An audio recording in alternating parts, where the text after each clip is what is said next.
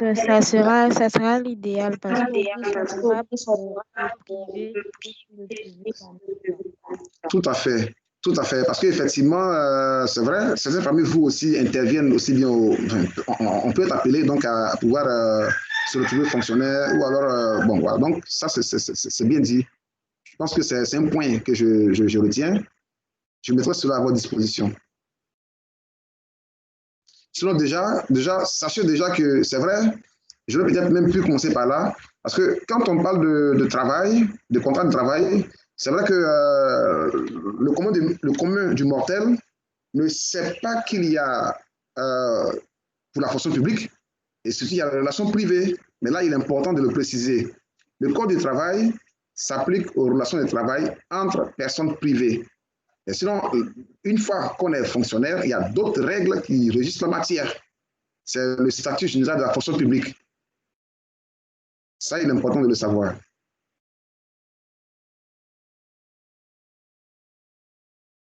Autre question?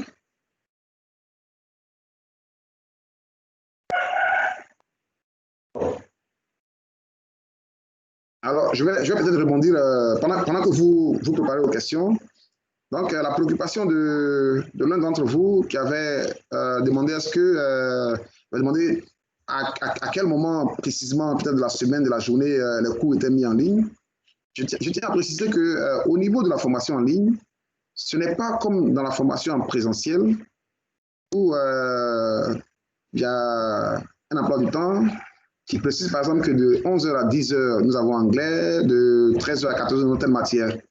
En matière de formation en ligne, tout dépend donc de la disposition prise par l'institution qui a mis en ligne cette formation-là. Donc, cette institution, par exemple, peut prévoir que les cours seront mis en ligne, supposons un lundi, chaque lundi. Une fois que les cours sont mis en ligne le lundi, vous avez donc la latitude donc de gérer votre emploi du temps.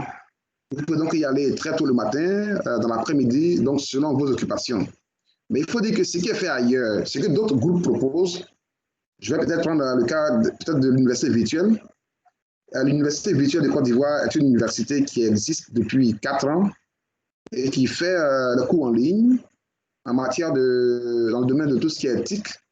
Donc cette université, là-bas, les cours sont mis en ligne déjà le lundi. Et donc à partir du lundi, les étudiants peuvent aller et avoir accès aux ressources. Ensuite, des devoirs sont prévus en fin de semaine. Les devoirs sont prévus pour chaque semaine, en fin de semaine, entre le samedi et le dimanche. Par exemple, on ouvre le devoir le samedi on va dire à 0h, et le devoir se referme le dimanche à 23h59. Donc, entre-temps, c'est vous donc qui gérez votre emploi du temps. Mais le conseil que nous donnons là-bas aux étudiants, c'est de ne pas aller le dernier jour, parce qu'il y en a qui ne se rendent sur la plateforme que seulement le samedi. Ils ont accès aux ressources, ils révisent juste pour le devoir qui aura lieu peut-être dans 1 ou 2 heures.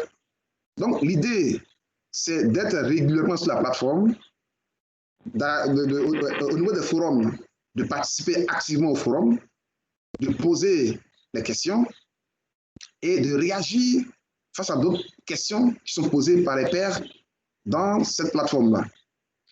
Et il est également important, et là, il faut que je vous le précise également, que quand on fait la formation en ligne, vous voyez que vous êtes tous dans des lieux géographiques différents. D'autres sont peut-être un peu plus loin, d'autres sont peut-être près d'Abidjan. Il serait important pour vous d'établir une relation entre pairs. Qu'est-ce que j'entends par la relation entre pairs? Il est important que vous puissiez prendre vos mails respectifs et vous puissiez échanger entre vous. Parce que si vous ne le faites pas, le seul temps d'échange que vous aurez, ça sera certainement entre celui que vous avez avec l'enseignant maintenant. Or, un étudiant peut avoir une préoccupation qu'il peut ne pas vouloir exposer devant tout le monde. Donc, en établissant les rapports entre pairs, ça vous permet d'échanger, ça vous permet de pouvoir vous aider les uns les autres. Parce que vous voyez que vous avez des backgrounds différents. Parmi vous, il peut y avoir des gens qui ont un peu de compétences en droit, d'autres ont de la compétence en d'autres matières. Donc, en établissant les relations les uns avec les autres, ça vous permet de pouvoir activer le travail entre pairs et de pouvoir travailler, de pouvoir donc ne pas se sentir isolé. Donc, l'idée, premièrement, c'est de ne pas se sentir isolé. En présentiel, nous savons que les uns sont en contact des autres, mais ce manque de contact-là, quand on fait une formation en ligne, il est comblé par le fait qu'on tisse les relations avec les autres étudiants. Et donc, cela permet d'être en relation, cela permet donc de partager les difficultés, cela permet de voir en quoi est-ce que l'autre peut.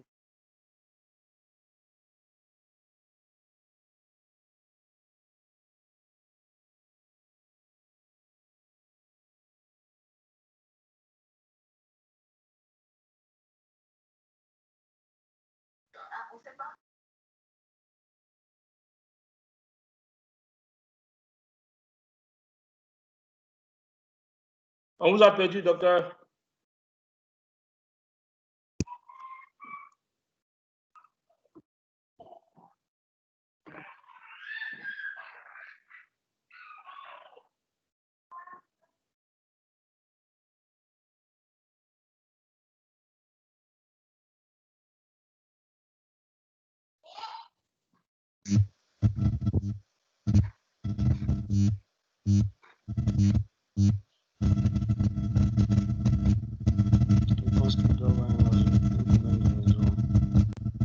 Allô, doc.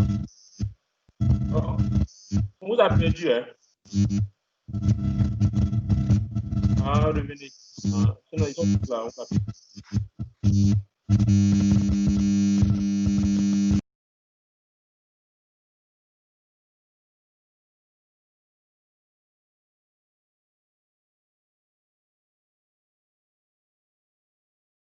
On a perdu le prof. Il sera là dans quelques temps. Je viens de l'avoir au téléphone. Il se reconnecte. Est-ce que vous m'entendez? Oui. Merci, monsieur. Oui, on vous attend. On vous attend, monsieur. On vous attend, docteur Elias Kanda.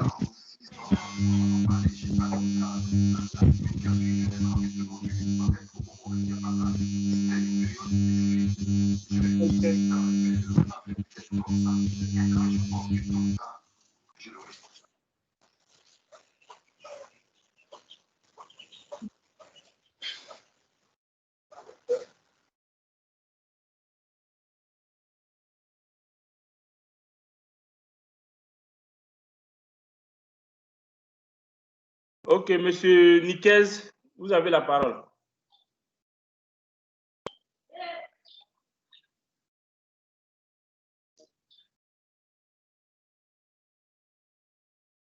Je vois que monsieur Niquez a levé la main.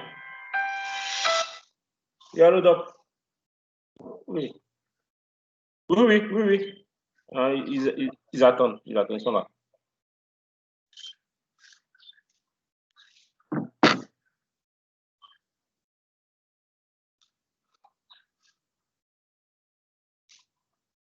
Ok, je crois que on a perdu monsieur Niquez. Mendy, c'est qui? Mendy a levé la main. Mendy, vous avez la parole. Vous activez votre micro et vous parlez. Et monsieur, ça va, il y a le docteur qui a répondu à ma préoccupation. Ah, d'accord. Donc, vous pouvez baisser la main. Ok, c'est fait. C'est le même procédé. Ok. Monsieur. Kaka Jean-Paul, tu veux prendre la parole? Ok, bonjour à tous, bonjour docteur. Ok. Moi, je voudrais juste, tout à l'heure, j'ai constaté que vous avez lancé un enregistrement de cette réunion-là. Oui. Je voudrais savoir, est-ce que ces réunions enregistrées pourront être mises sur la plateforme? Oui, bien sûr. C'est pour ça que nous faisons les enregistrements. Oui, je disais cela parce que les premières réunions qui ont eu lieu, nous qui étions vraiment sur le terrain, qui n'avons pas pu participer, c'était difficile pour nous d'avoir des CR, des comptes rendus, quoi. Ok, en fait, au début, on travaillait avec Google Meet. Ouais. On a constaté que Google Meet ne nous donne pas la possibilité d'enregistrer nos vidéos. Donc, nos vidéos. Vous voyez, donc on a changé de plateforme de visio. Ok, d'accord. Je fais travailler avec cette plateforme-là parce qu'elle nous permet d'enregistrer et de mettre à votre disposition les différentes vidéos.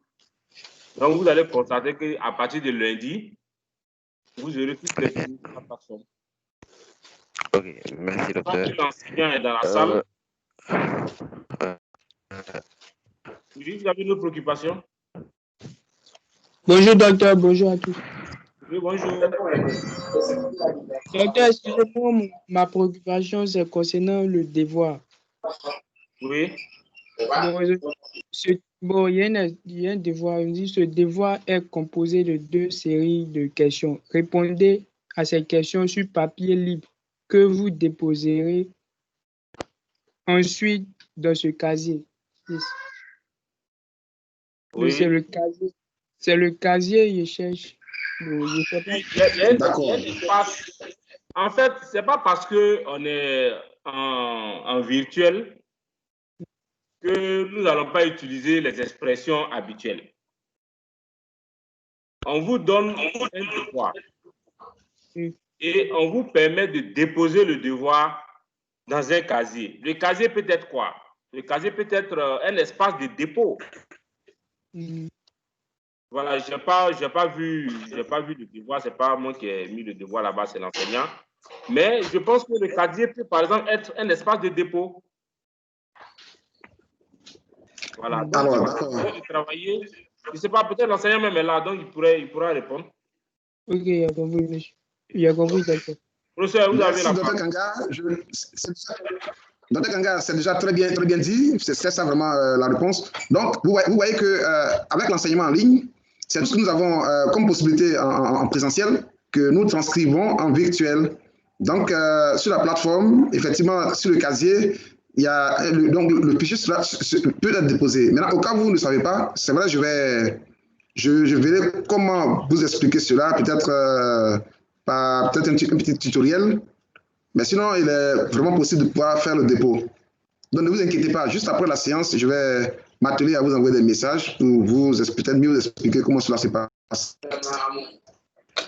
Bonjour, docteur. Allô? Donc, la date de dépôt a été prolongée. C'est juste jeudi prochain. Oui, allez-y. Allô? Bonjour, docteur. Oui, allez-y. Alors, bonjour. Vous pouvez l'appeler qu'on lève d'abord la main avant de prendre la parole. Madame, il serait intéressant de d'abord lever la main avant de prendre la parole. Sinon, si on ouvre les micros, ça peut créer des interférences. Ok, vous avez la parole, allez-y.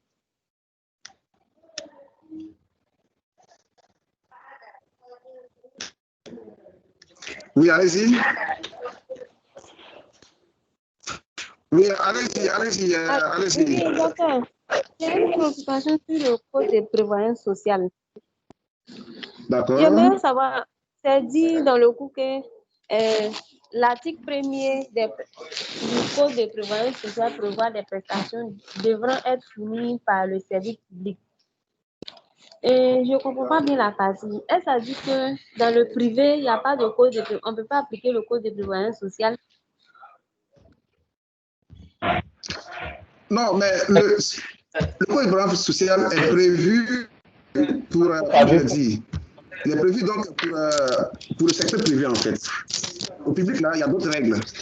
Parce que vous voyez que, en fait, là où l'État est impliqué, l'État est un peu comme une personne qui dispose de privilèges.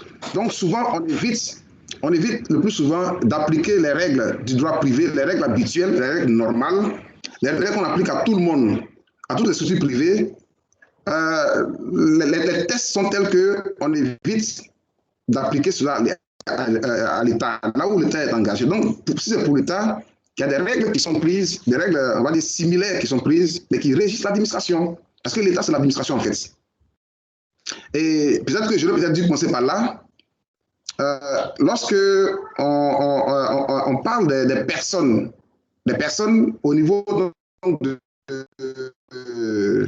c'est vrai, dans la société, il faut donc distinguer selon que nous sommes on veut régir les particuliers, selon qu'on veut régir l'État, on n'applique pas forcément les mêmes règles. Pour l'État, on prévoit des règles administratives, des règles souvent qui dérogent aux règles du droit. Ce sont ces règles-là donc qu'on applique à l'administration. Donc, en ce qui concerne donc, le Code de la prévoyance sociale, c'est vraiment pour régir le secteur privé. Mais des textes équivalents donc, existent pour l'administration. Vous comprenez comme moi, peut-être pour quitter un peu le droit, peut-être pour symboliser un peu, pour que vous compreniez. Vous savez que l'administration, ce n'est pas n'importe qui. L'administration c'est pas l'administration privée, en fait. C'est l'administration publique. Donc, il y a vraiment des règles qui ont été prévues. Et souvent, ces règles-là dérogent aux règles que nous voyons habituellement. Je comprends très bien votre préoccupation, mais pour ceux qui font le droit, ils savent bien que dans le cadre de l'administration, souvent on prévoit donc des règles un peu particulières.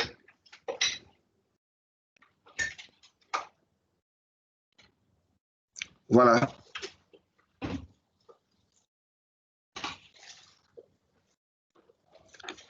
Autre préoccupation.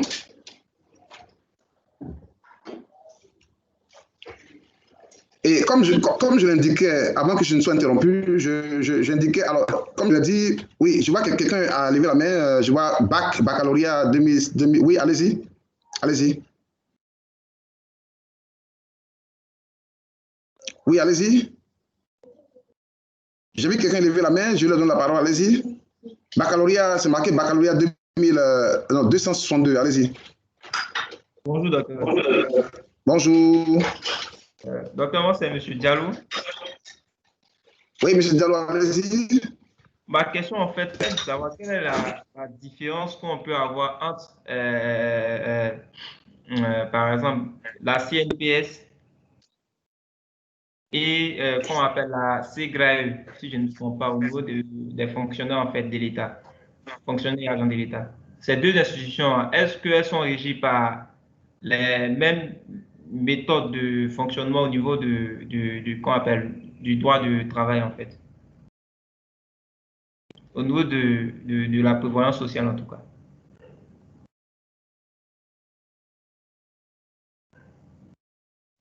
Alors, tout à l'heure,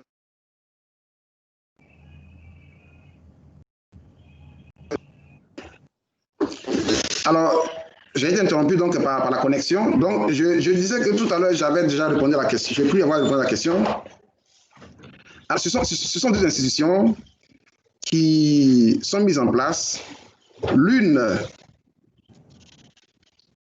qui s'occupe, on va dire, des fiducies privées, pour ceux qui sont liés par un contrat de droit privé. Donc, ici encore, je tiens à le répéter, les règles existent, les règles s'appliquent, mais on distingue, on prévoit des règles spéciales pour tout ce qui concerne l'administration publique, voilà, publique, et des règles pour tout ce qui concerne l'administration privée. Et donc, généralement, voici un peu comment les règles sont faites. Donc, on privé, un employeur et le salarié, etc. Ces relations-là donc sont régies par le Code du travail. C'est ce qu'on appelle en droit les règles de droit privé. Il y a les règles de droit public, il y a les règles de droit privé. Donc, qui sont appliquées donc, aux relations de travail entre personnes privées. Donc, c'est dans ce cadre-là que la CNPS a été mise en place pour gérer l'aspect social, la retraite, les cotisations. C'est d'ailleurs la CNPS définit ce qu'on entend par maladie du travail, enfin, par maladie du travail, par accident du travail. Ces notions-là sont définies au sein même du Code de prévoyance sociale. C'est-à-dire que lorsque qui travaille au privé, quand il contracte une maladie, et que cette maladie-là a pour origine le travail dessus, soit la machine qui l'a blessé, soit il travaille sur des produits chimiques qui sont assez dangereux et finalement ils contractent une maladie, soit qu'ils travaillent dans un domaine dans lequel une entreprise qui dégage de la fumée et que pendant le travail, donc ils contractent une maladie qui a pour base le travail qu'il fait. Donc cette maladie-là est définie par le Code de prévoyance sociale et également ce qu'on appelle l'accident de travail. Un salarié qui travaille au privé et qui contracte un accident dans le cadre de son travail, soit qu'en allant au travail, soit en revenant, pourvu qu'il n'ait pas détourné la voie de travail. Donc, ça, c'est vraiment régi par les règles du droit privé que l'on retrouve dans le Code du travail. Mais donc, la CNPS est là donc, pour régir ce secteur d'activité des salariés du secteur privé. Maintenant, l'équivalent, cette même CNPS, son équivalent, est là également au niveau de la CGRAE parce que moi, par exemple, en tant que fonctionnaire, je ne cotise pas à la CNPS. J'ai des prélèvements qui sont faits et tout ça, c'est pris en compte par la CGRAE. Donc, les deux ont le même rôle, seulement c'est qu'au niveau de la CGRAE, donc là, c'est pour les fonctionnaires. Et plus tard, quand j'irai à la retraite, je n'irai pas à la CNPS pour aller faire mes dossiers, je vais plutôt le faire à la CGRAE. Et pour ceux qui travaillent au privé, je vais donc pour les ayants droit d'une personne qui est ces ayants droit qui vont donc faire le dossier soit pour des indemnités. Si c'est une personne qui travaillait donc au privé, ces personnes-là vont donc se rendre à la CNPS pour donc gérer ses affaires. Et pour celui au public qui est fonctionnaire en tant que tel, donc lui, la question est gérée par la CGRAE. La CGRAE, comme je l'ai dit, qui est la caisse de la caisse générale de retraite des agents de l'État. Voilà. Mais sinon, ces deux institutions-là jouent des rôles assez importants parce que puisque c'est un peu l'aspect social, quoi. Voilà. La protection sociale donc des salariés. Afin que, par exemple, en cas de sinistre, en cas de maladie, en cas d'accident, en cas de détresse, qu'ils ne repartent pas les mains vides, mais qu'en fonction de leur cotisation, donc ils aient droit soit à une pension, soit à des indemnités, soit à des accompagnements. Voilà un peu ce qu'il fallait dire sur la question.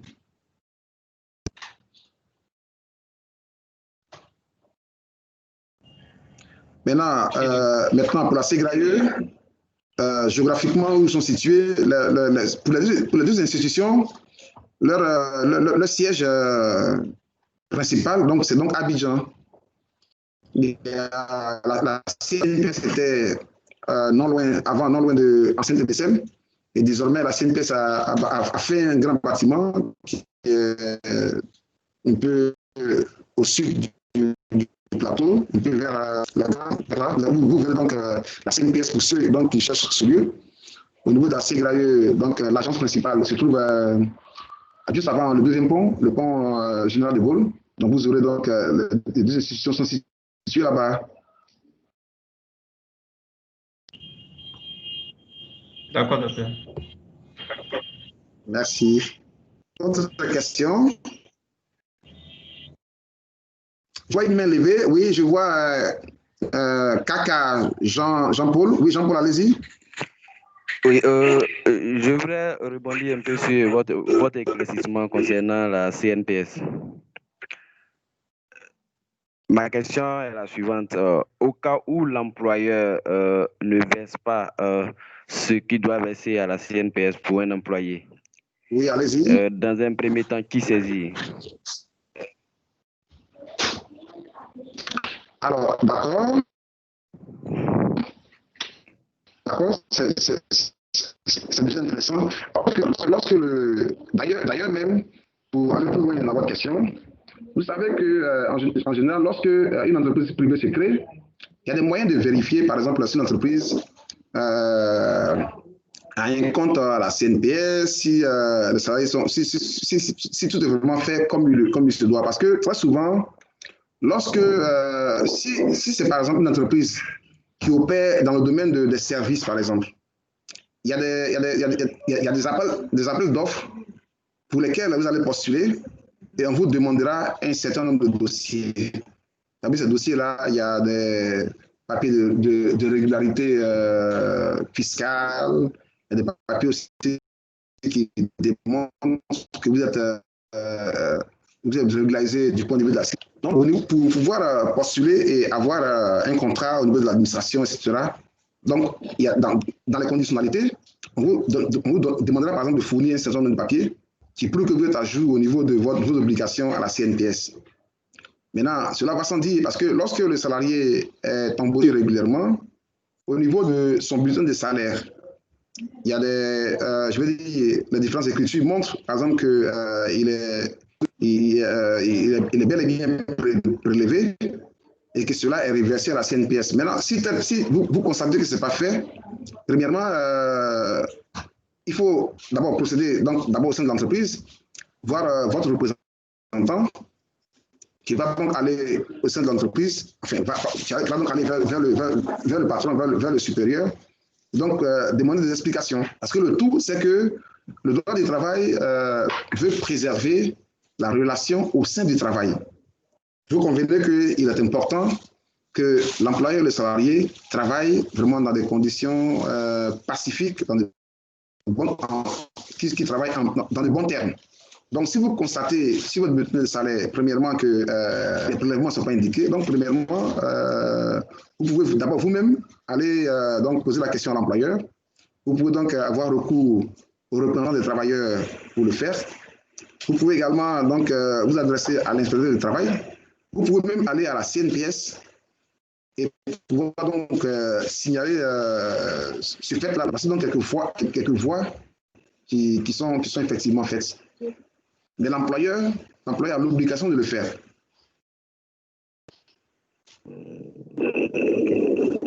D'accord. Merci, docteur. D'accord, ok. Autre question?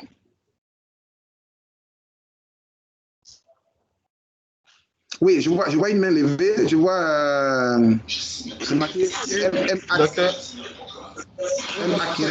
Allô? Oui, allez-y. Allô? Oui, allô?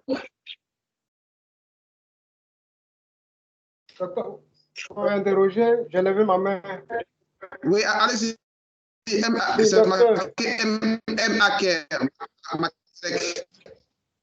C'est Maquer. Oui, Maquer, allez-y, Maquer. Excusez-moi d'avoir écorché votre nom. Maquer, allez-y. Docteur, j'aimerais savoir si le prélèvement, c'est en fonction du salaire. Oui, bien sûr. Le prélèvement, c'est évidemment, c'est en fonction du salaire. En fait, c'est proportionnel. Ça dépend des catégories, surtout, mais c'est proportionnel. Ça dépend des catégories, en fait. Parce qu'en fait, au niveau des travailleurs, il y a donc des catégories de travailleurs. Nous, par exemple, nous qui sommes fonctionnaires, c'est vrai que le prélèvement qui intervient et qui va donc intervenir dans le cadre de nos retraites. Donc, au début, quand nous commencions à travailler, aujourd'hui, après, moi, après 20 ans de carrière de fonctionnaire, le prélèvement que j'avais au début même, c'est donc lorsque nous changeons de catégorie et que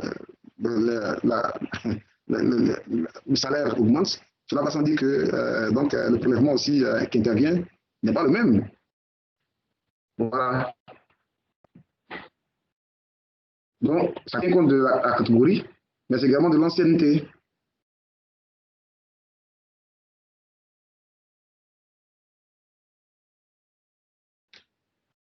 Ok, donc voilà donc ce qu'il fallait dire. Oui, allez-y. KGU. Oui, docteur. Comment ça se dit votre nom? C'est Anguille, docteur. Ah, Anguille, ok. Oui, docteur, je voudrais intervenir sur le contrat du travail. D'accord, ok.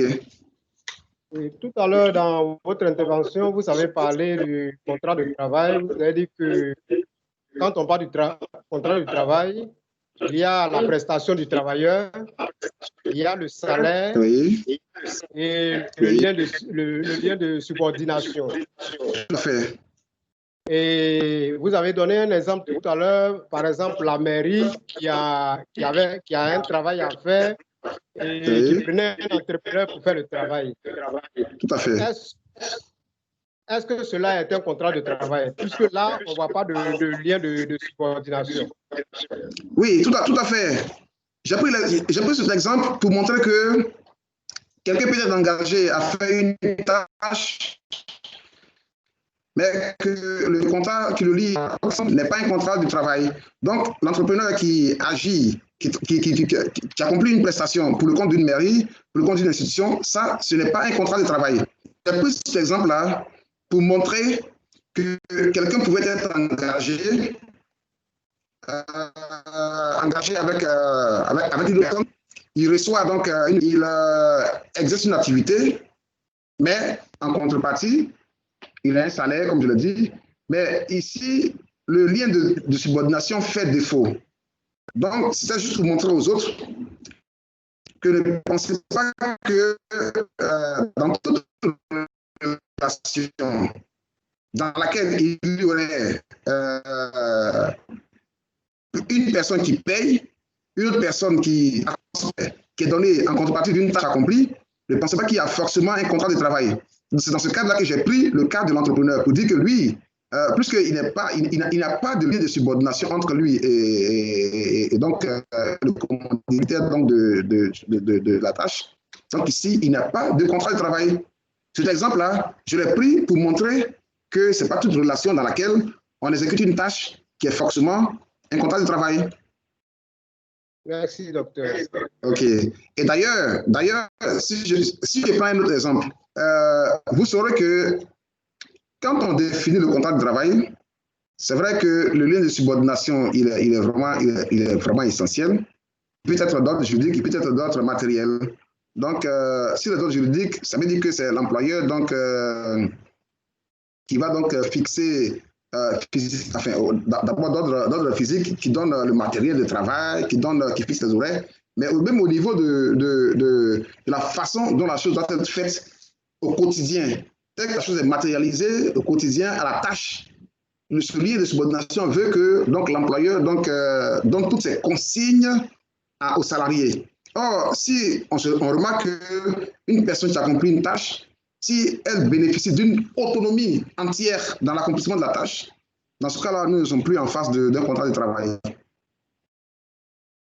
C'est ce que j'expliquais au début. Donc, votre question est bienvenue, au cas où certaines personnes avaient peut-être mal compris mon exemple.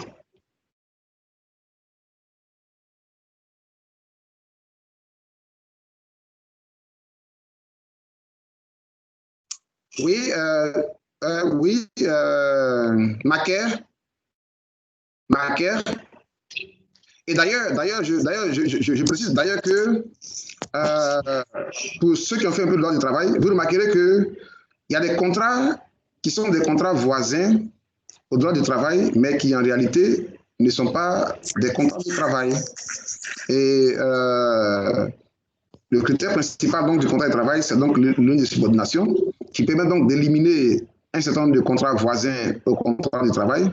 Mais on sait également que même les deux autres points qui sont constitués du contrat de travail, ces points-là, s'ils n'existent pas dans le contrat, donc dans ce cas, nous ne sommes pas en face d'un contrat de travail.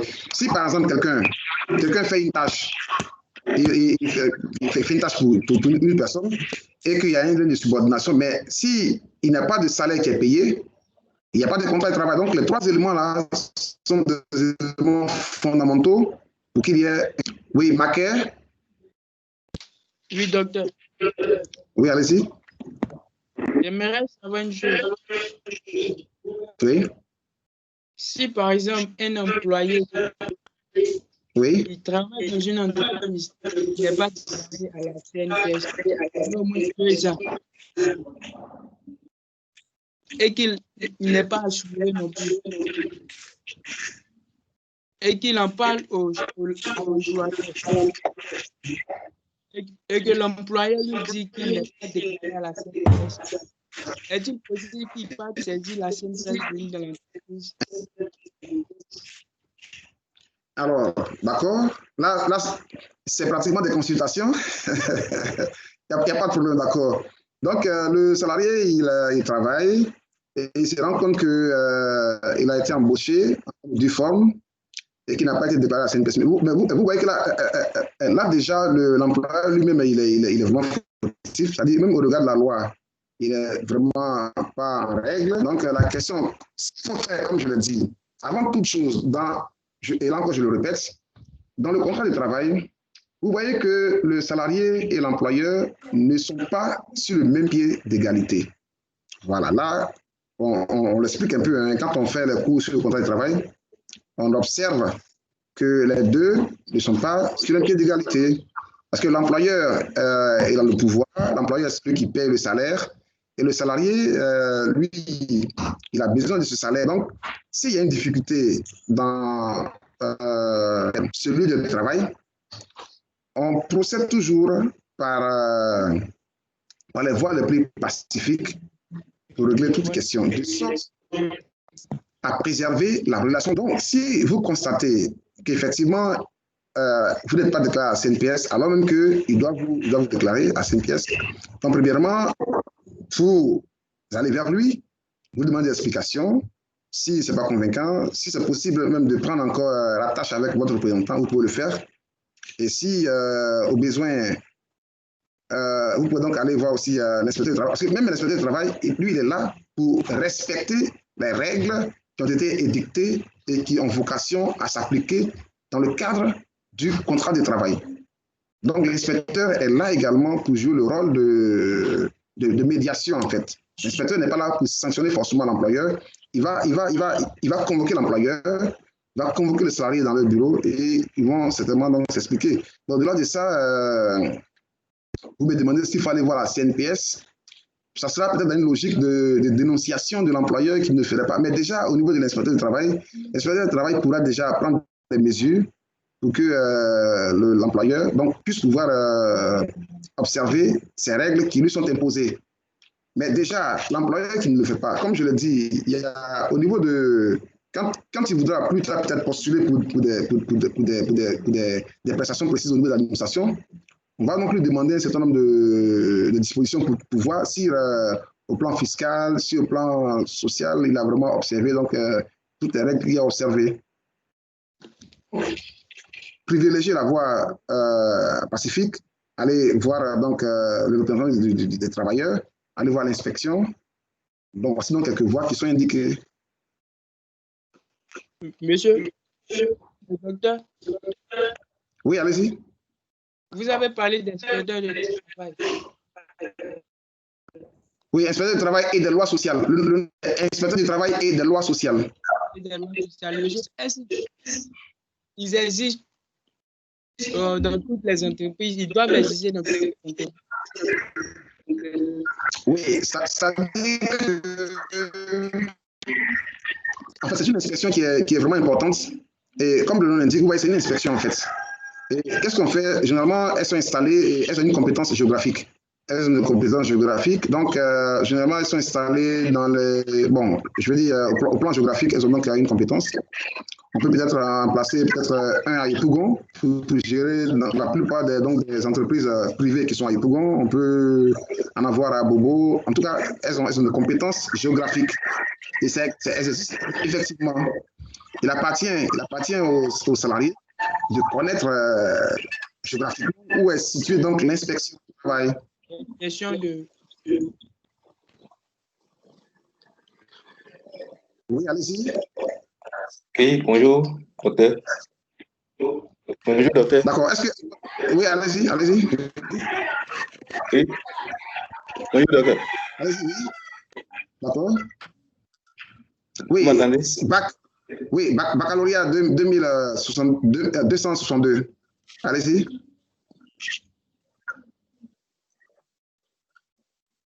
Oui, allez-y.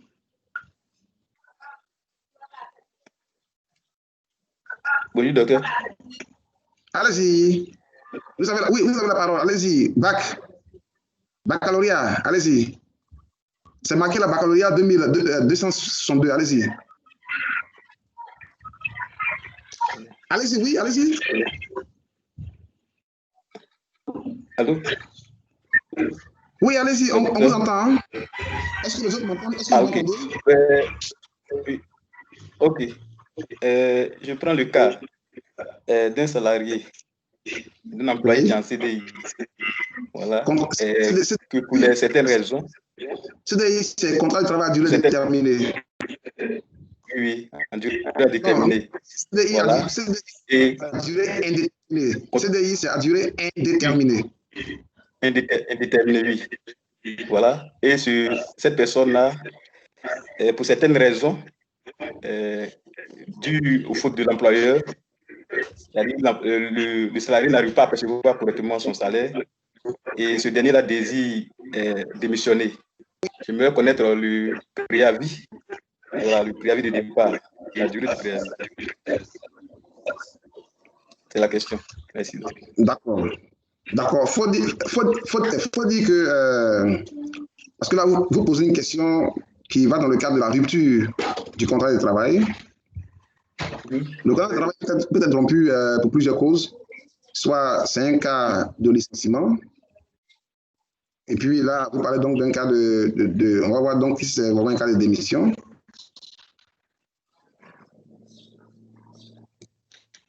Et donc, vous ne payez pas le salaire du salarié. Vous avez dit qu'il ne paye pas entièrement. Donc, là, il faut voir pourquoi ce n'est pas payé. Quand vous dites pas payé correctement, ça dit que, par exemple, au mois de janvier, on lui paye tout son salaire et qu'au mois de février, il n'a pas le salaire et qu'au mois de mars, il a tout le salaire. Ou alors, ça veut dire que depuis janvier jusqu'à tous les mois, si par exemple, il avait droit à 300 000 francs et qu'il est payé peut-être à 150 000, bon. Maintenant, là, il faut savoir si c'est pour des raisons d'ordre économique. Est-ce qu'il y a une situation extérieure qui fait que l'employeur a dû légalement saisir les autorités pour mener une démarche afin qu'on puisse lui permettre. Donc, il faut donc savoir pourquoi est-ce qu'il paye. Maintenant, est-ce qu'il le fait parce qu'il n'est pas de bonne foi? Dans quel cadre on est? Dans quel cas de figure vous vous situez? Est-ce parce que l'employeur n'a pas de bonne foi? Il veut dire que l'argent, tout le monde sait que l'argent est là, mais pour payer les employés, c'est tout un problème. Voilà. Donc, même les employés peuvent faire 6 mois sans salaire. Voilà. 6 mois sans salaire. Et pour cela, celui qui a en CDI désire démissionner. Voilà. Donc, il veut savoir le préavis de départ. Voilà. Maintenant, et si ce dernier-là démissionne, est-ce qu'il peut percevoir aussi ses droits? Alors, donc, bien évidemment, ok. Donc ici, parce que n'oubliez pas que la démission est considérée comme un acte volontaire. Enfin, la démission est volontaire. Mais s'il savait, par exemple, que l'employeur qui, par son acte, en ne payant pas le salaire, si l'employeur ne paye pas le salaire, l'employeur ici, c'est une faute lourde, on va dire une faute lourde de non-paiement du salaire. Donc là, ça pourrait donc justifier la rupture du contrat. Et dans ce cas-là, cette rupture qui est consécutive donc au non-paiement des salaires, on ne dirait pas que le salaire, que le salarié est fautif. Donc le faisant, l'employeur doit effectivement donc pouvoir payer les différents droits du salarié. Mais là encore ici, si ils se mettent dans le cadre d'une rupture de cette mesure-là, cela va sans dire que si l'employeur, par exemple, le salarié qui s'en va et qui est contraint donc, au départ, c'est un cas, donc il a donc droit à ses droits. Maintenant, si vous dites de quel préavis il dépend, donc le préavis dépend donc de l'ancienneté du salarié. Le préavis, là, ça dépend de l'ancienneté, ça dépend de la catégorie, ça dépend de l'ancienneté. Ici, sa catégorie, quelle est son ancienneté? Bon, il y a vraiment beaucoup de questions donc, qui seront pris en compte. Parce que le préavis qu'on doit tient compte de l'ancienneté et tient compte de la catégorie. Ok. D'accord.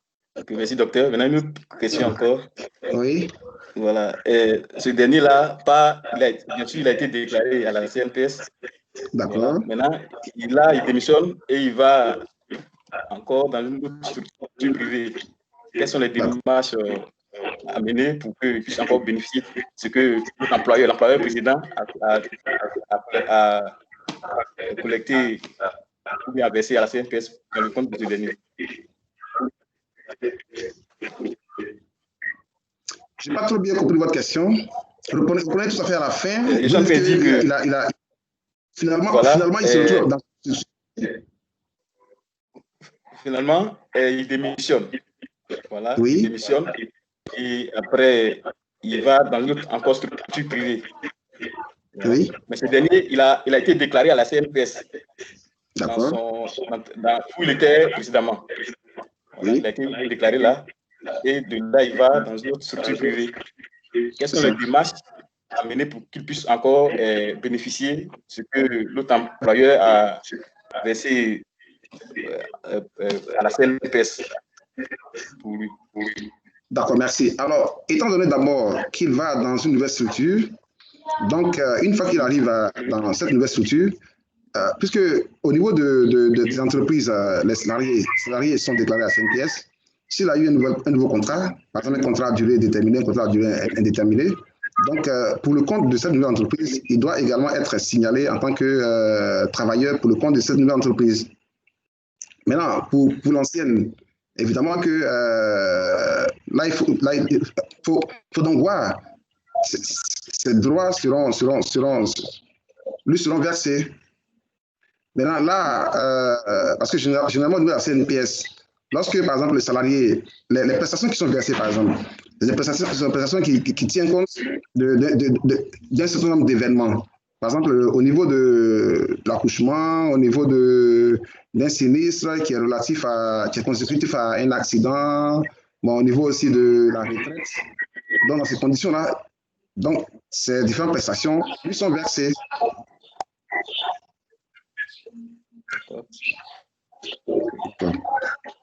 Merci, docteur. D'accord. Alors, ne perdez pas du point de vue aussi la question qui nous rassemble, c'est vrai. Nous sommes toujours dans le cadre du contrat de travail, mais la matière est intitulée réglementation, loi et textes en matière d'hygiène, de sécurité et de santé au travail. Et donc, toutes les questions sont d'ordre général sur le droit du travail, mais j'attends aussi des questions relatives à la matière. Et je vois que Inzi, oui, Inzi, allez-y. Inzi Narcisse. Narcisse Inzi, allez-y.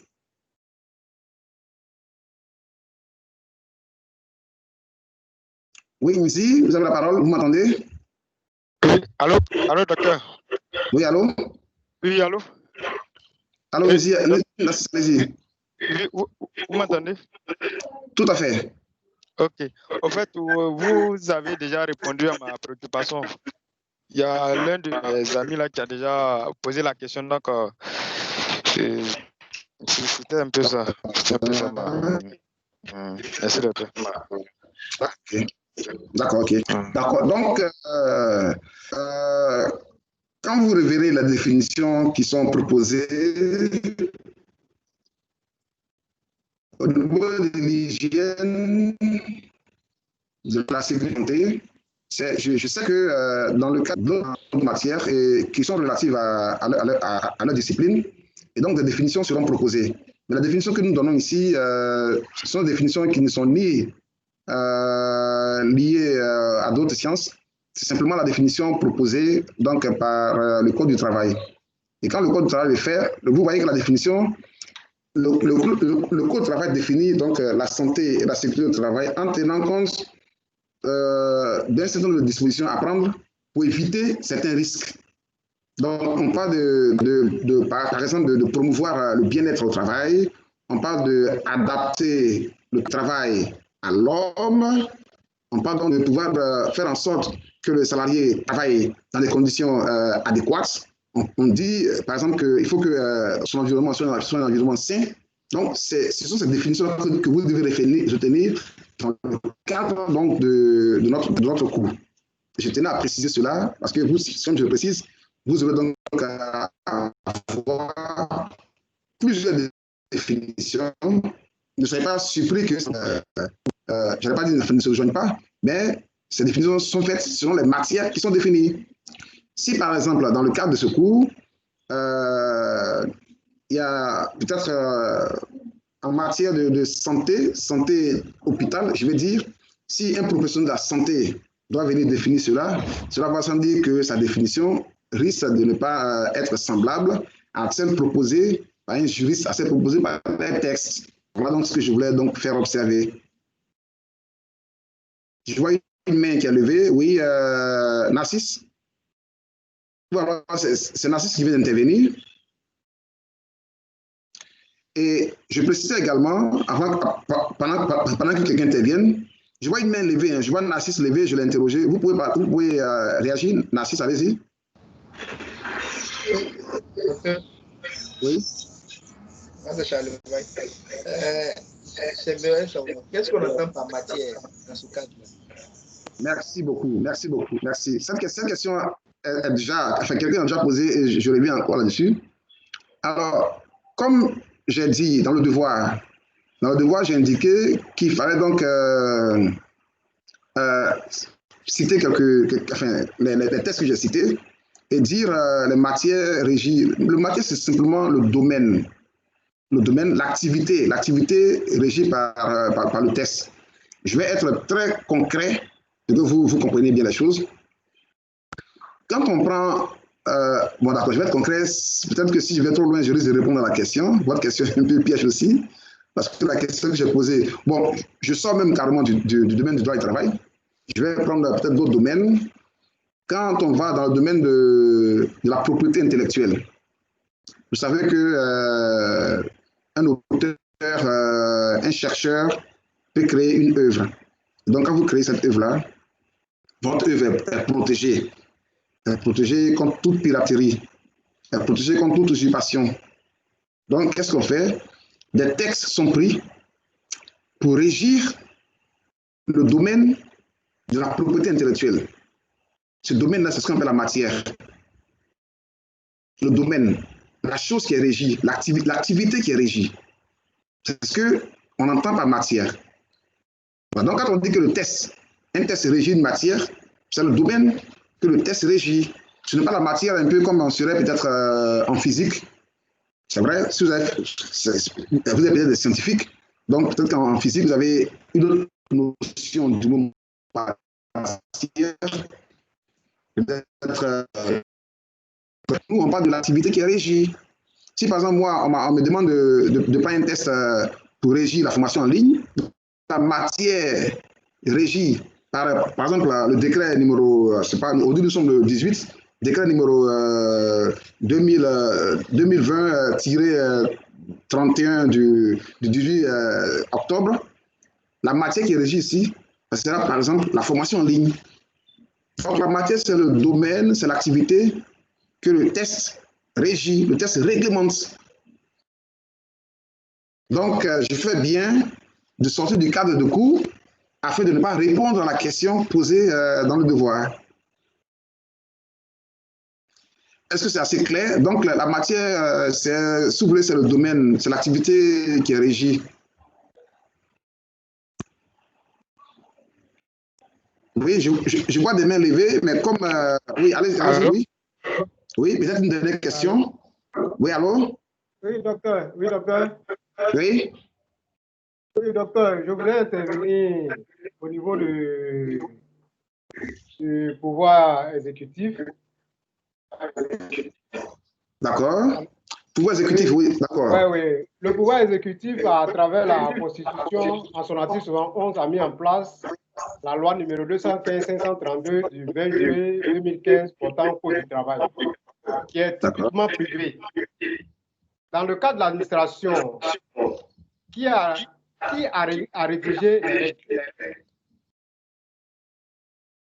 Au niveau de l'administration publique, qui a rédigé les règles? Puisqu'au niveau du privé, c'est le pouvoir exécutif à travers la Constitution, l'article 71, qui a permis de mettre en place le code du travail. Alors, au niveau de l'administration, qui a rédigé ces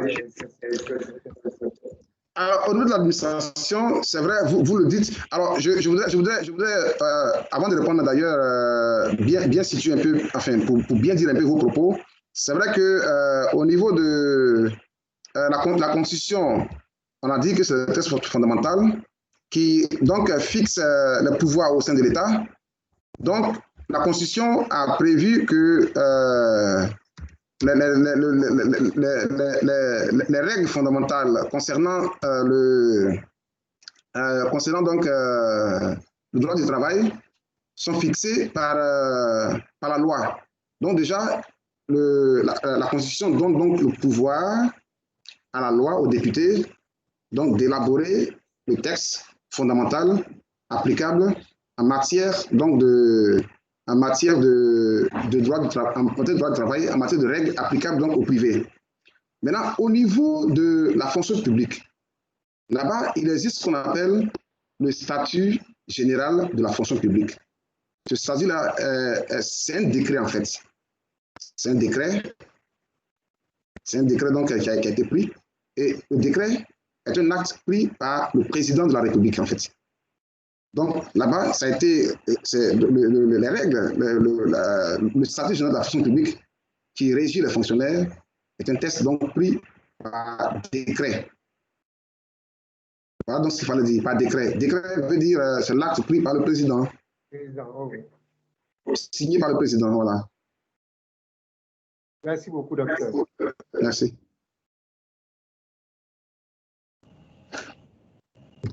Allô? Allô? Donc, j'avais une question également. Oui. C'est qu'en fait, on assiste dans les entreprises en général. Reprenez, je n'ai pas entendu. On assiste également à un fléau au niveau des entreprises. Oui, un fléau au niveau des entreprises. Voilà, il s'agit en fait du volet, comment on appelle, je veux parler en fait du hygiène. Au niveau de aussi la sécurité au niveau du travail. Il y a certains de nos aînés que nous avons côtoyés au niveau d'une entreprise. Donc, je vais taire du nom, mais l'activité que cette entreprise fait, c'est le transport de marchandises. Voilà, ce dernier point m'a fait savoir comme ça que dans leur entreprise, pendant des années, les gens là travaillent là, lorsque il y a des cas maladie au niveau de l'entreprise, ce sont eux-mêmes qui se prennent avec leur propre salaire. En fait, j'ai du mal à vous suivre parce que c'est un peu entrecoupé. Je ne sais pas si les autres arrivent à vous suivre entièrement, mais reprenez et allez-y tout doucement. Allez-y tout doucement. C'est un peu difficile. Voilà, on vous suit difficile. Allez-y tout doucement. Donc, je disais, qu'est-ce que nous, en tant que étudiants, c'est-à-dire les étudiants diplômés en HSE, on nous pose ce fait qui est qu'un individu travaille dans une entreprise où lorsqu'il est malade, il est obligé, n'est-ce pas, de se prendre lui-même en charge, alors que ce dernier pose dans cette entreprise pendant des années, disons voire des décennies. Est-ce que quelqu'un a compris sa question?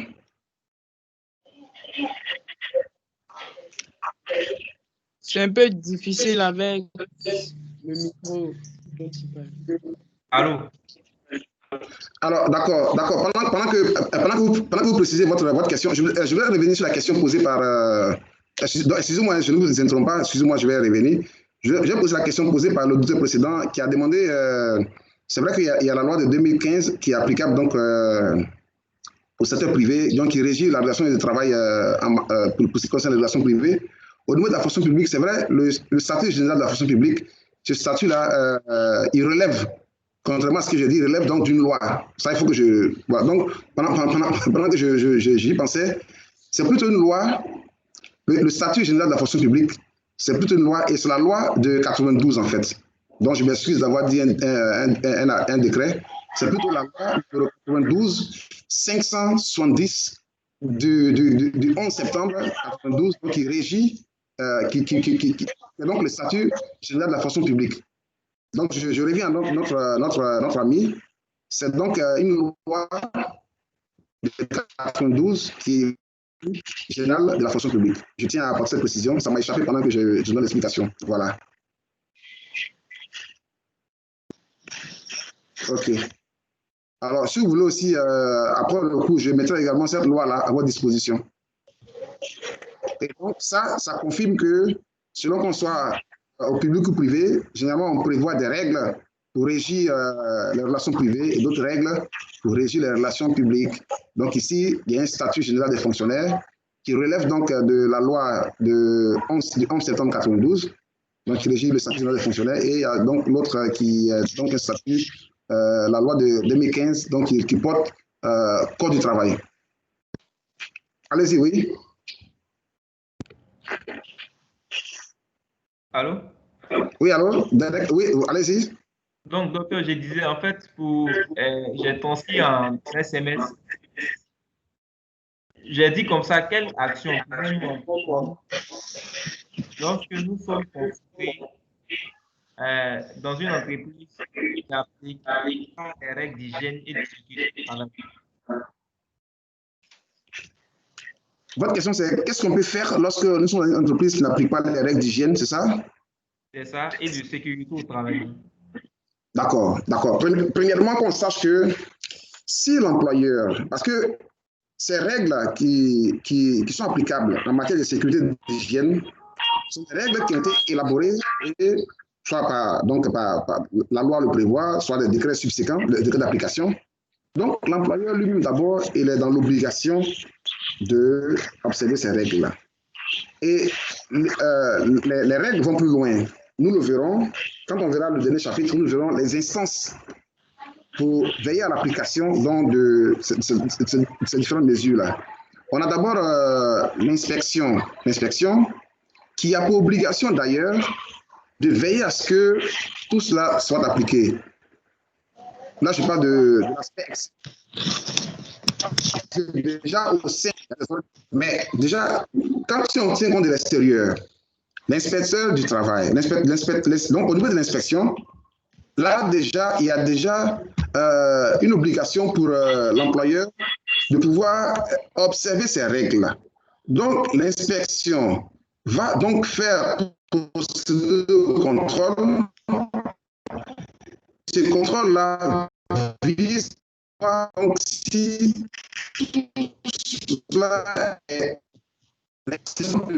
l'employeur puisse pouvoir appliquer les règles en matière de veiller donc aux règles législatives en matière d'hygiène, de sécurité. Et l'inspection de santé est encore là pour exercer une action permanente en vue de la protection des travailleurs sur le lieu du travail. Son rôle est encore de contrôler le fonctionnement des services médicaux ou sanitaires. Vous voyez que la loi prévoit que l'employeur ait en son sein un service médical. Donc, l'inspection de santé est là également, l'inspection de santé et de sécurité du travail, donc elle est là également pour veiller à ce que tout cela soit absolument respecté. D'assurer, par exemple, en coordination directe avec le service au sein du service, de voir que les différents examens médicaux des travailleurs, tout cela est fait régulièrement, est fait comme la loi le demande de le faire. Donc, en dehors d'abord même du salarié, en dehors de l'action que peut mener le salarié, l'inspection de santé doit d'abord faire son travail. Et lui, il y a des mesures de contraintes qu'il va donc exercer vis-à-vis de l'employeur qui ne respecte pas ces obligations-là. Vous voyez? Parce que la loi lui donne des moyens pour pouvoir le faire. Maintenant, si vous, au sein de l'entreprise, en tant que salarié, si vous voyez que l'employeur n'observe pas ses obligations, vous pouvez, entre autres, donc, comme je l'ai dit, aller contacter l'inspection de santé, vous pouvez le faire. Et vous avez même déjà au sein même de l'entreprise, nous verrons que la loi a prévu plusieurs structures déjà pour pouvoir exercer cette tâche-là. Donc, au-delà de vous-même déjà, il y a par exemple le comité de santé et de sécurité dont on parlait. Donc, vous pouvez déjà même, déjà au niveau du comité de santé, on va déjà observer et voir que l'employeur donc ne fait pas son travail. Et ce comité-là, il est composé de quoi? Le comité de santé au travail. Il est composé du chef d'entreprise lui-même, ou de son représentant. Il est composé du chef de service de sécurité. Il est composé de médecins de l'entreprise. Il est composé de l'assistant social de l'entreprise. Il est composé du responsable de la formation. Il est composé de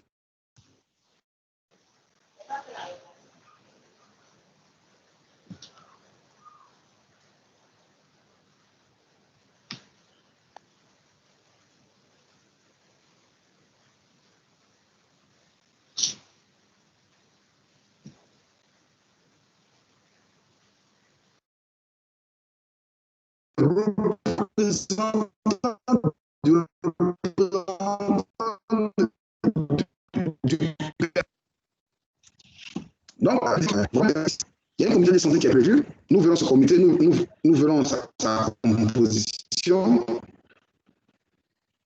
Il est déjà bien avisé. Lui, déjà même en tant que salarié aussi au sein de l'entreprise. Vous pouvez peut-être le voir. Et bon, lors des activités donc, du comité, il pourra donc rappeler donc, les différents manques au niveau de l'employeur.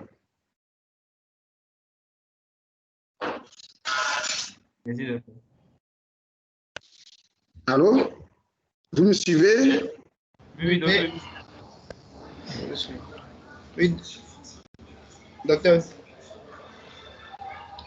Allô? Allô?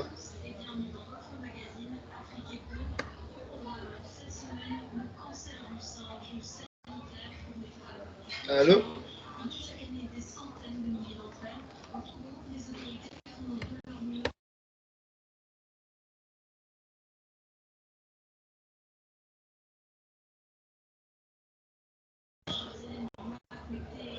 Quelqu'un m'entend?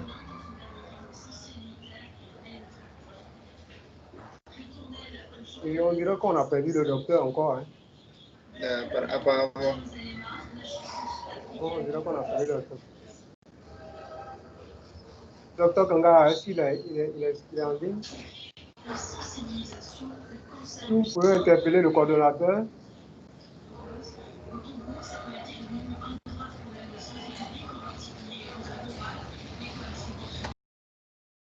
Allô? Quelqu'un peut interpeller le coordonnateur, docteur Kanga, pour dire que le docteur est coupé. Je suis là, les gars. Ah, docteur. Le professeur, il ne sait pas ce qui s'est passé, il est dans la salle d'attente, donc je le ramène. Oui. Il y a une salle d'attente, il faut frapper à la porte avant d'entrer, n'est-ce pas? Monsieur Kanga. Monsieur Kanga. Oui. Allô? Alors, je crois bien. Docteur Kanga. Je vous écoute. Oui, docteur Kanga, je n'arrive pas à envoyer de messages dans le chat. On dit que je suis désactivé de la conversation. Alors, pendant que le docteur intervient, donc je le parle là où Charles. Donc, si le salarié, je l'ai dit, il y a des organes habilités pour pouvoir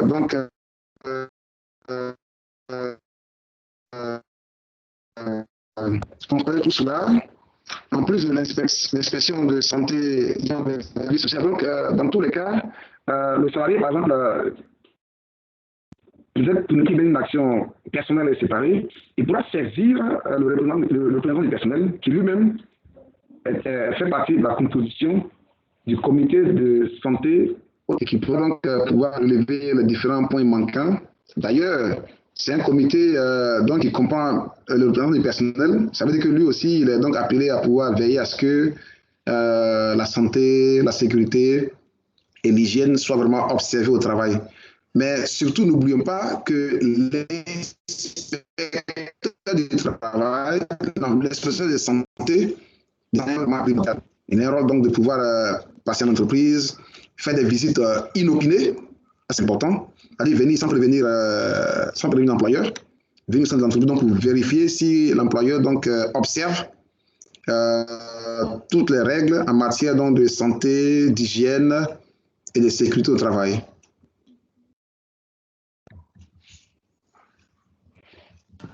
Ok, c'est Parce bien. que, encore une fois, je le répète, il est important en tant que salarié que l'on préserve la bonne relation avec l'employeur. Il y va de l'intérêt même du salarié, parce que vous savez que peut-être qu'on n'en a pas beaucoup parlé, mais on a peut-être simplement évoqué, il y a la notion de faute lourde, qui est une faute d'une gravité exceptionnelle, donc qui rend impossible le maintien des rapports de travail. Et dans la faute lourde, il y a donc plusieurs exemples. Donc, le salarié doit vraiment veiller à ce que rien ne lui est reproché. Ça ne veut pas dire que l'employeur doit abuser de ses droits, parce que l'employeur aussi peut commettre des fautes lourdes, et cela sera pris en compte dans le dénouement du contrat. Voilà donc ce qu'il fallait dire sur ce point. Docteur, peut-être une dernière question, et là je vois qu'il est 12h18. Une dernière question. Comme j'ai d'autres obligations. Il est 12h chez moi. Et je vois que les apprenants sont tellement passionnés, hein, voilà, parce que vous donnez comme enseignement. Et généralement, quand il est l'heure, souvent c'est des apprenants pour d'autres situations. Hein, c'est des apprenants même qui nous interpellent pour nous dire, ben, il est l'heure. Mais je vois que 20 minutes sont passées et ils sont même prêts encore à rester. Mais là, je ne sais pas, c'est à vous d'apprécier. Hein. C'est à vous d'apprécier, mais je pense que c'est le premier chapitre. Oui. Donc, cet échange-là, les échanges vont continuer avec l'enseignant. Voilà. Donc, je pense qu'on va prendre peut-être une ou deux dernières questions et puis s'arrêter là. D'accord. Sinon, je suis... Hein. D'accord. Sinon, je suis conscient que le droit est vraiment passionnant. Vous voyez que la science s'est transformée carrément en des consultations juridiques. Donc, vous m'envoyez vraiment ravi. Et vraiment, en répondant à un étudiant, désolé pour la petite erreur que j'ai faite quand j'ai dit que le statut général de la fonction publique, c'est bel et bien une loi, la loi de 92, que je vais également mettre à votre disposition. Donc, en plus d'avoir la loi de 2015 qui régit donc le contrat de travail du secteur, enfin le contrat de travail de la fonction privée, il y a le statut des fonctionnaires également qui relève d'une loi que je vais également mettre à votre disposition. Alors, vraiment, on va donc peut-être prendre une question, comme j'ai vraiment d'autres engagements. Donc, nous aurons l'occasion de pouvoir échanger. Et sachez-le bien, il y a vraiment deux matières, il y a vraiment trois matières qui me passionnent. D'abord, le droit me passionne. Ensuite, l'anglais me passionne. Et le e-learning, la formation en ligne. Donc, on aura vraiment l'occasion de pouvoir échanger dans tout cela. Donc, docteur, je vais prendre une seule question. Parce que vraiment, j'ai d'autres engagements et je donne rendez-vous à des personnes à une heure précise. Donc, une dernière question et on va pouvoir peut-être mettre fin à la séance. Ok, c'est compris.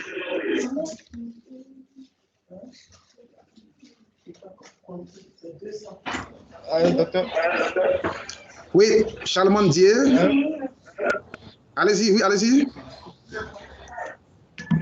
Oui, en fait, ma question, ça c'était au niveau de la caisse. Au niveau de la caisse de voyage social. En fait, j'aimerais savoir quelles sont les actions et les applications de la caisse au niveau de la santé et la sécurité au travail. Quelles sont les actions et les applications de la caisse de prévoyance sociale au niveau de la santé et la sécurité au travail? D'accord. C'est vrai que la question est très large parce que vous demandez l'ensemble des actions de la CNPS en matière de santé et sécurité au travail. Mais déjà, faut dire que la loi qui porte, donc qui organise donc la prévoyance sociale, cette loi-là prévoit un certain nombre de choses. Notamment, vous voyez que c'est vrai que j'ai parlé de l'article 66, article 121, je pense bien, de la loi sur la prévoyance sociale, donc qui définit notamment les accidents de travail et puis la maladie professionnelle. Donc, on estime que en ce qui concerne l'accident de travail, il y a des critères précis pour dire qu'un accident est un accident de travail. Maintenant, au niveau de la CNPS, lorsque le sinistre intervient, c'est surtout au niveau donc, pour les salariés, donc au niveau donc, du paiement donc, enfin, comment je peux le dire, paiement donc, de l'indemnité. Mais déjà, la CNPS, ce n'est pas elle qui va veiller à ce que l'employeur en tant que tel puisse assurer l'hygiène au service. Il y a vraiment des organes qui sont faits, qui sont là donc pour le faire. Comme j'ai cité par exemple l'inspecteur du travail, non, l'inspecteur de santé et de la sécurité au travail. Cet inspecteur-là, vraiment, son rôle est vraiment essentiel. Il va donc vraiment veiller à cela. Et il y a également, comme on l'a dit, il y a le comité de santé et de sécurité au travail, donc qui a également pour rôle à veiller à ce que cela soit fait. Et il faut dire que ce comité-là, donc, comme on l'a vu, doit être créé dans des entreprises donc, qui comptent un certain nombre de salariés. Donc, ce n'est pas la CNPS qui va aller faire obligation. Vous savez, les fonctions, les missions sont vraiment un peu différentes. Donc, l'inspection de santé et de sécurité au travail a donc pour rôle là, ce rôle d'aller donc veiller à ce que pas des visites inopinées, parce que lui, il est vraiment là, c'est vraiment son rôle. Voilà un peu ce qu'il fallait dire.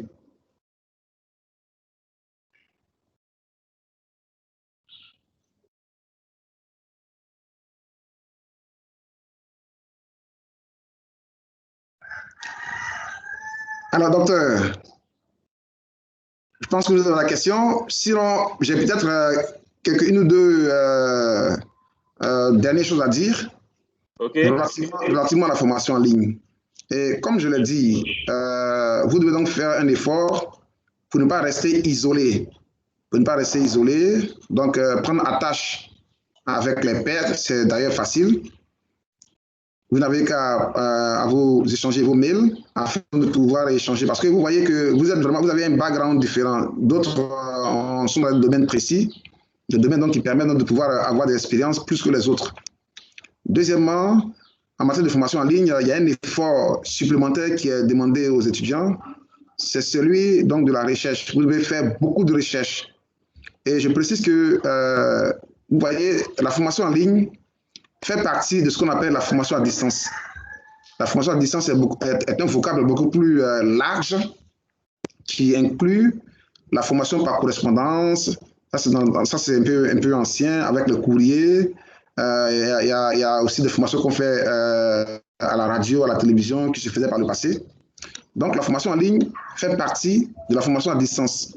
Et aujourd'hui, avec l'avènement de la formation en ligne, les choses sont relativement plus aisées que ça ne l'était 15 ans, 20 ans en arrière, où la formation à distance se limitait à une formation par correspondance. C'est-à-dire que par le passé, 15 ans, 20 ans en arrière, pour ceux qui déjà le savent, il y a des personnes qui se formaient par correspondance. En ce temps-là, c'était le courrier qui sont envoyés. On vous envoie le courrier qui envoie les documents que vous devez, les documents d'apprentissage, les supports d'apprentissage. Vous devez lire les documents, vous devez faire les devoirs, vous devez donc remettre le tout dans un courrier, dans une enveloppe, aller à la poste, poster pour que ça aille. Et avec le délai que cela prend, avec les risques de perte. Aujourd'hui, la formation en ligne est venue tout révolutionner. Vous avez Internet, des plateformes, des sites sur lesquels vous aurez donc des informations suffisantes pour vous instruire, pour vous cultiver. Donc, s'il y a un thème qui a été dit pendant le cours, ou alors si un chapitre de cours porte aussi une thématique précise, et que vous voulez aller au-delà de ça, vous voulez aller au-delà de l'information, vous pourrez simplement donc aller sur le net et avoir des informations complémentaires. Donc, il vous appartient à vous vraiment de faire beaucoup de recherches. Donc, c'est en cela que je dis qu'il y a un travail supplémentaire qui vous est demandé de faire. Donc, vous devez faire beaucoup de recherches. Et surtout, vous devez vous accoutumer à l'outil informatique et à tout ce qui est connexion, tout ce qui est Internet. Vous devez vraiment savoir où rentrer, comment le faire, comment y arriver. D'autant plus qu'aujourd'hui, vous voyez, notre outil de travail principal, c'est vraiment tous ces outils de communication en ligne. Donc, par exemple, vous devez savoir comment faire une recherche en ligne. Pour ceux qui ne savent pas comment faire des recherches en ligne, vous pouvez me contacter, vous pouvez envoyer une documentation comment faire des recherches en ligne. Donc, vous devez vraiment vous habituer aux méthodes de recherche en ligne, etc. Puis, deuxièmement, en ligne aussi, il y a vraiment du tout. Il y a du faux et du vrai. Donc, vous devez, dans ce cas-là, revenir vers l'enseignant, vous dire, ah, j'ai pu voir ceci en ligne. Est-ce que c'est en conformité avec la discipline? Est-ce que cela est bien fait, cela est bien dit? Donc, surtout, n'hésitez pas à rester en relation les uns avec les autres. N'hésitez pas donc à être habitué en tout ce qui est connexion, tout ce qui est Internet, toutes ces choses-là, vous devez donc le savoir. Et donc, à vraiment faire des recherches à toutes les thématiques qui sont ici sont développées. Aujourd'hui, ça a été vraiment...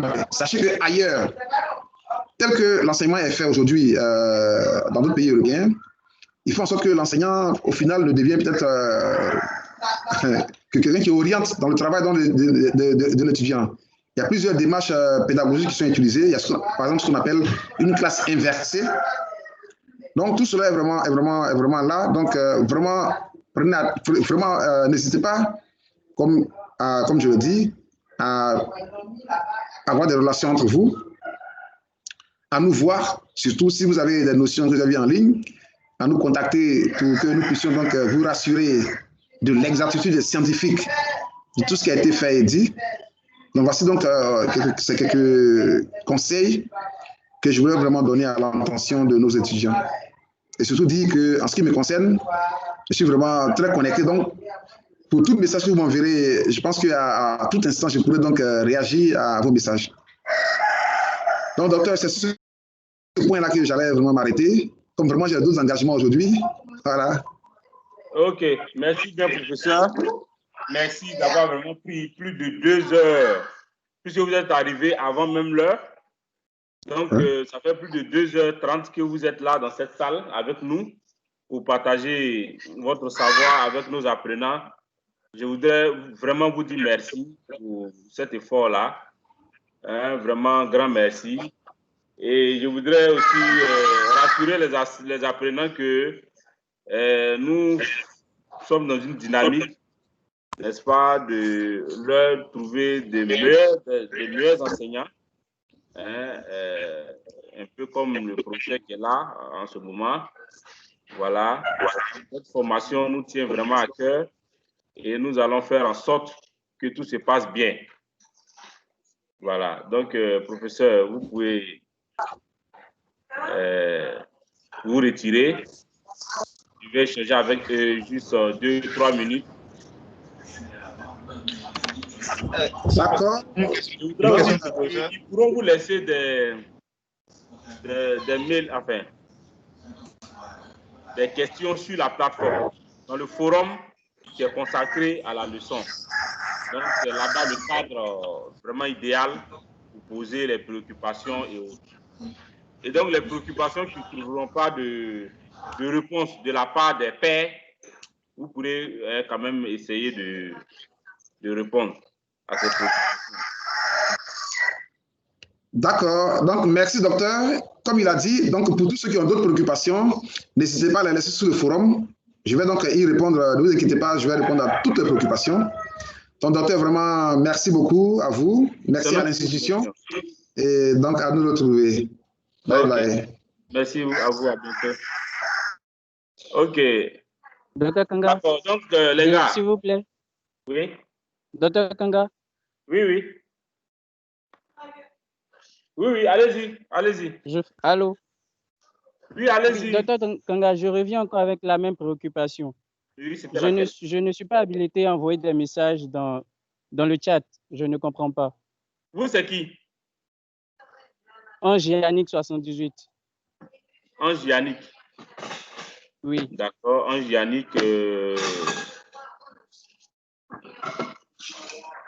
OK, donc tentez, essayez maintenant de nous envoyer.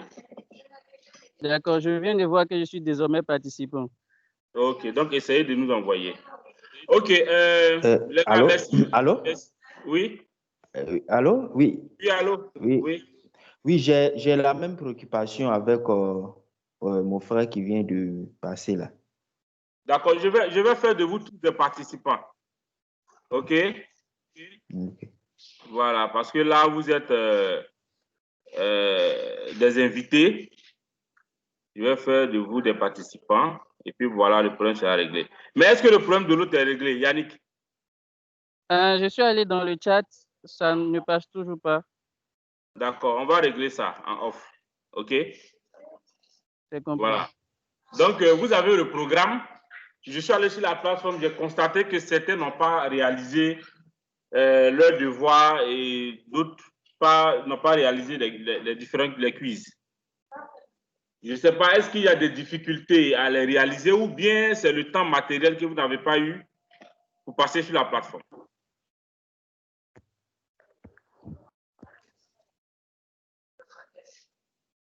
C'est une question que j'ai posée. Est-ce que pour ceux qui n'ont pas pu travailler leurs différentes activités, est-ce qu'ils c'est parce qu'ils n'ont pas eu le temps ou ils ne savent pas comment ça se fait? Pour moi, ma préoccupation, c'est concernant le devoir. Oui, allez-y, je vous écoute. Bon, je ne sais pas comment m'y prendre face au problème, quoi. C'est de faire ça sur une feuille ou bien. Parce qu'il y a des gens qui ont travaillé leur devoir, qui ont fait leur devoir, qui ont déposé avec des jours de retard. Je vois ici Kwaku Jean-François Doudou, 3 jours de retard, mais le devoir a été quand même déposé. Loukou Séraphin, c'est pareil. Hein, il a remis le devoir avec 6 jours de retard. Ouraga Brice Kouyo, il a remis le devoir avec 6 jours, 5 heures de retard, etc. Mais il y a des gens qui n'ont vraiment pas travaillé. Voilà. Et déjà, c'est pas comme ça que ça fonctionne. Je voudrais quand même attirer votre attention sur cette question-là. Tout ça, ça fait partie de la formation. Ne pensez pas que les moments de visio là sont des moments de cours. Non. Ça, c'est une erreur que vous faites. Tel que ça a été fait avec cet enseignant, c'est comme ça que ça se passe. L'enseignant vient. C'est supposé que, avant que l'enseignant vienne, mise une minute, avant que l'enseignant vienne, c'est supposé que vous avez déjà pris la peine de lire le cours et de relever vos questions, vos préoccupations. Quand le professeur vient, vous lui posez et ça va vite. Mais j'ai l'impression que certains n'ont même pas lu le cours. Parce que quand même vous téléchargez le cours, je sais que vous avez téléchargé le cours. Certains n'ont pas téléchargé le cours, mais ils sont dans cette salle. Ça ne se passe pas comme ça. Vous téléchargez le cours, vous le lisez, vous relevez vos questions, vous faites les activités. Quand vous avez des préoccupations, l'enseignant sera là, vous posez vos préoccupations. OK? Alors, docteur. Oui.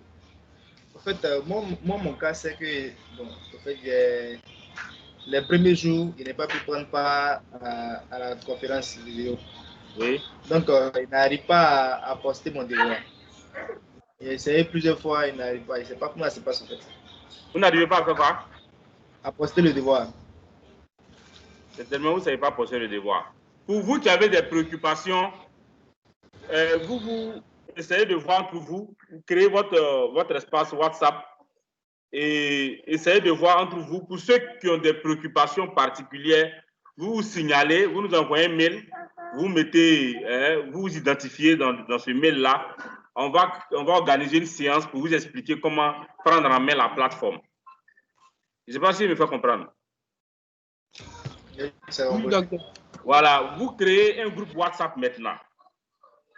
Et dans ce groupe WhatsApp-là, vous vous identifiez, pour vous qui n'arrivez pas à prendre en main la plateforme, vous vous identifiez et une personne sera chargée de nous faire un mail. Ça va avec une liste de ceux qui ont des difficultés à prendre en main la plateforme. On verra à partir de la semaine prochaine comment régler ce problème. Ok, c'est compris. Il y a la dame, je ne sais pas si c'est, je ne vois pas son nom, je vois live CID 5B, bon, je ne sais pas trop ce que c'est. Je sais que c'est une dame quand même qui voulait prendre la parole. Madame, vous avez la parole.